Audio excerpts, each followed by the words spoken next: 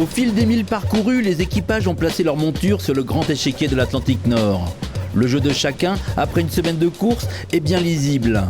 Calé sur une trajectoire nord, très proche de la route la plus courte pour rejoindre l'Arc-Antillais, Virbac Paprec 3 et Hugo Boss occupent solidement la tête du classement. Le classement, comme toujours, il est fait par rapport à une route théorique, qui est la route directe, donc sur l'orthodromie, c'est-à-dire la ligne la plus courte sur la route de la Terre, et par rapport, pour les IMOCA, à Mona Passage, qui est donc le passage entre Puerto Rico, qui doivent laisser sur la droite. Et donc ça explique parfois que le classement n'est pas forcément révélateur.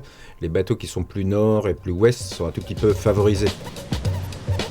Plus on est nord, mieux on se porte pour l'instant. Les centristes sont également à la fête avec un comeback impressionnant de Bureau Valley, passé de la 8e place à la 5e en 24 heures de temps. Les frères Louis et Nelson Burton, nouveaux venus dans cette classe des 60 pieds monocoques, se frisent les moustaches et c'est tant mieux pour eux. Sur Bureau Valley, on a plutôt la grosse patate. On suit à peu près tout ce qui se passe au niveau des positions, tout ça, et l'option qu'on avait décidé de prendre il y a 2 jours, elle se révèle payante pour le moment. Donc on est à Donf sur le bateau pour continuer à marcher plus vite et à remonter tout le monde, quoi. À bord de Mirabeau, de Banque Populaire, l'ambiance est à profiter avant toute chose d'une mer enfin assagie. On est en train de filer au reaching vent du vent de nord avec des grains successifs.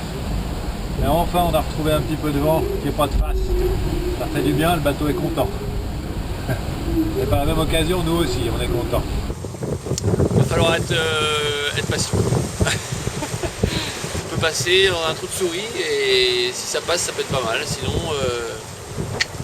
la route sera plus longue. Mais bon, je suis confiant, Comme Banque Populaire, Massif et Safran, Groubel se voyait traverser comme une fleur une bulle anticyclonique. Ils ont été finalement pris au piège de cette zone sans vent, beaucoup plus vaste que prévu. On s'est bien fait avoir. Et là, l'ambiance, elle est pas du tout à la rigolade. Ce pain noir est à manger aujourd'hui. Demain devrait être placé sous le signe d'un faible alizé. Il profite déjà à Actual, lequel glisse sur ses 3 coques à plus de 15 nœuds de moyenne.